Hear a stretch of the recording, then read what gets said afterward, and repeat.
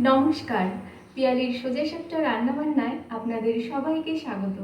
আজ তৈরি করব চিকেন পকোড়া। মুচমুচে এই চিকেন পকোড়ার টেস্টের কিন্তু কোনো তুলনা হয় না। বিয়েবাড়িতে এরকম গরম গরম পকোড়া খেতে কিন্তু বেশ লাগে। যদি এরকম পকোড়া বাড়িতেই তৈরি করে নেওয়া যায় তাহলে তো আর কোনো কথাই নেই।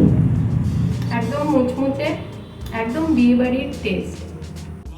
চলুন তাহলে রেসিপিটি তৈরি করে নেওয়া যাক। প্রথমে এর জন্য আমাদের লাগছে বোনলেস চিকেনের টুকরো।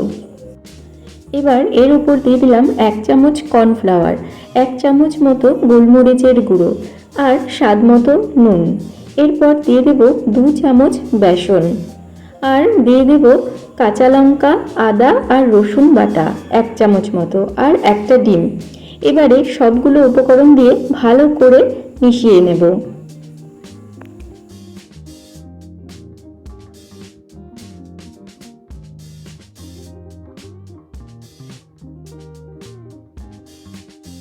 মেশানো হয়ে গেলে ঢাকা চাপা দিয়ে রেখে দেব 10 মিনিট মতো। 10 মিনিট পর কড়াইতে তেল গরম করতে দিয়ে ওর মধ্যে দিয়ে দেব চিকেনের টুকরোগুলো। লো টু মিডিয়াম ফ্লেমে এটাকে উল্টে পাল্টে আমাদের ভেজে নিতে হবে। এরকম লাল লাল হয়ে গেলেই বুঝতে পারবেন যে চিকেন পকোড়াগুলো তৈরি হয়ে গেছে। তাহলে দেখলেন তো কত সহজভাবে তৈরি হয়ে গেল চিকেন পকোড়া, একদম বিয়েবাড়ি স্টাইলে। বাড়িতে কিন্তু অবশ্যই ট্রাই করবেন। রেসিপিটি ভালো লাগলে আমার চ্যানেলটিকে অবশ্যই সাবস্ক্রাইব করবেন।